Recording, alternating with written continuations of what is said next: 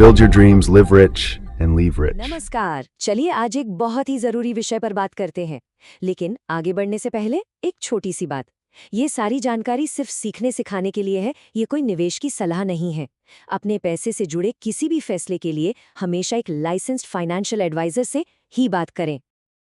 आज हम जिस सवाल पर बात करेंगे वो बहुत से लोगों के मन में होता है। आखिर क्यों ज्यादातर लोग सीधे शेयर बाजार में पैसा गंवा देते हैं? हम पहले इस जाल को समझेंगे और फिर म्यूचुअल फंड के जरिए दौलत बनाने का एक सीधा और ज्यादा सुरक्षित रास्ता खोजेंगे। इसमें हम सही फंड चुनने से लेकर एक कामयाब निवेशक की सोच बनाने तक हर पहलू पर बात करेंगे। तो चलिए सबसे पहले उस कहानी से शुरू करते हैं जो बहुत आम है, डायरेक्ट ट्रेडिंग की चमचमाती दुनिया, जो अक्सर उम्मीद के बजाय निराशा में खत्म होती है। पर ऐसा होता क्यों है? ये बहुत ही गहरा सवाल है। और मजे की बात यह है कि इसका जवाब हमारी होशियारी या समझदारी में नहीं है, बल्कि हमारे अपने दिमाग के काम करने के तरीके में छिपा है। ये वो 3 सबसे बड़े मानसिक जाल हैं जिनमें लगभग हर निवेशक कभी ना कभी फंस जाता है। पहला है ओवर कॉन्फिडेंस, ये सोचना कि मुझे सब पता है, मैं मार्केट को हरा दूंगा। दूसरा है झुंड वाली मानसिकता, मतलब जहां सब जा रहे हैं बस उनके पीछे चल पड़ो बिना कुछ सोचे समझे। और तीसरा, जो शायद सबसे ताकतवर है, वो है नुकसान का डर। पैसा खोने का दर्द पैसा कमाने की खुशी से कहीं ज्यादा होता है, और यही डर हमसे गलत फैसले करवाता है।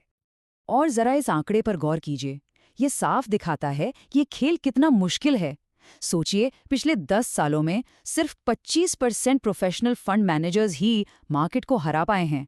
अगर बड़े बड़े एक्सपर्ट्स के लिए ये इतना मुश्किल है, तो एक आम निवेशक के लिए तो ये लगभग नामुमकिन हो जाता है।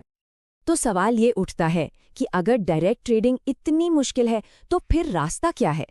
चलिए अब एक बेहतर रास्ते की बात करते हैं, यानी म्यूचुअल फंड्स। म्यूचुअल फंड को समझने का सबसे आसान तरीका है, इसे एक बड़ी सी बास्केट की तरह सोचिए। बहुत सारे लोग मिलकर इस बास्केट में थोड़ा थोड़ा पैसा डालते हैं। फिर एक एक्सपर्ट, जिसे हम फंड मैनेजर कहते हैं, उस सारे पैसे को अलग अलग अच्छी जगहों पर, जैसे कि स्टॉक्स और बॉन्ड्स में लगाता है। तो म्यूचुअल फंड से मिलता क्या है? 3 बड़े फायदे हैं। एक, प्रोफेशनल मैनेजमेंट, मतलब आपके पैसे को एक एक्सपर्ट संभाल रहा है। दूसरा, डाइवर्सिफिकेशन, यानी आपका सारा पैसा एक जगह नहीं बल्कि कई जगह बट गया है, तो रिस्क भी कम हो गया। और तीसरा, एक्सेसिबिलिटी, मतलब आप सिर्फ 500 या 1000 रुपए से भी शुरुआत कर सकते हैं। अब म्यूचुअल फंड भी कई तरह के होते हैं। मोटे तौर पर 3 मुख्य प्रकार हैं। इक्विटी फंड्स, जो लंबी अवधि में अच्छी ग्रोथ के लिए होते हैं।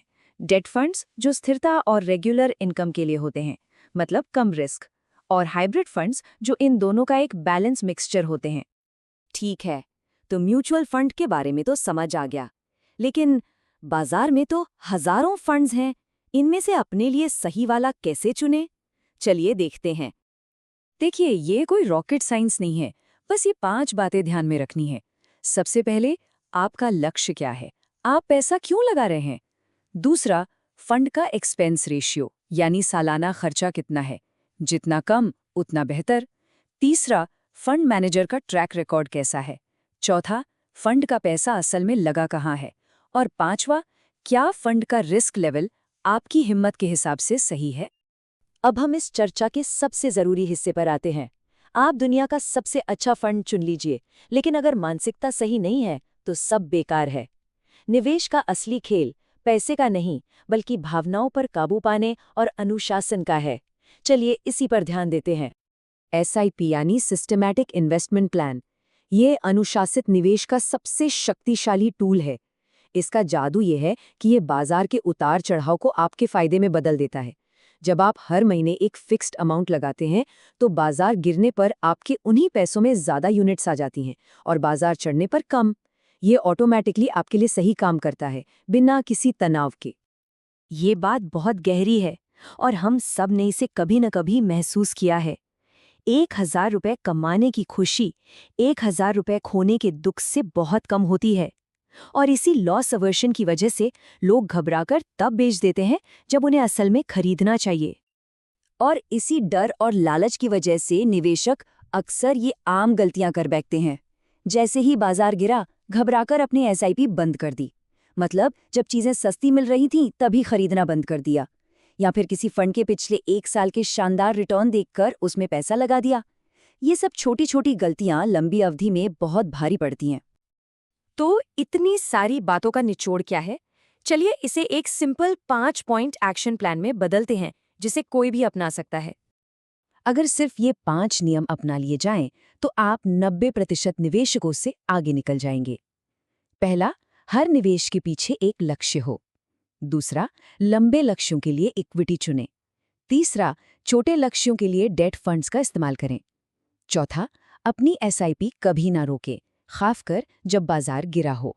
और पांचवां, अपने पोर्टफोलियो को रोज-रोज नहीं बल्कि साल में सिर्फ एक बार देखें। बस। अंत में चलिए एक कदम पीछे हटते हैं और इस सवाल पर सोचते हैं कि हम ये सब कर क्यों रहे हैं? धन का, दौलत का असली मतलब क्या है? यहाँ 2 रास्ते साफ दिखते हैं।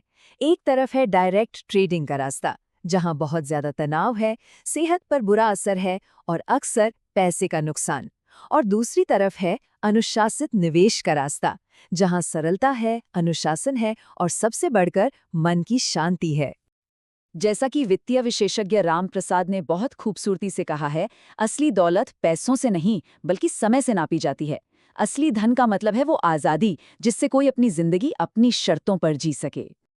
तो आखिर में लक्ष्य सिर्फ अमीर बनना नहीं है, असली लक्ष्य है अमीरी से जीना, यानी एक शांतिपूर्ण जीवन जीना, और अमीरी छोड़ना यानी अपने पीछे एक ऐसी मजबूत विरासत छोड़कर जाना जो आने वाली पीढ़ियों को भी सहारा दे। सही मायनों में यही असली धन है।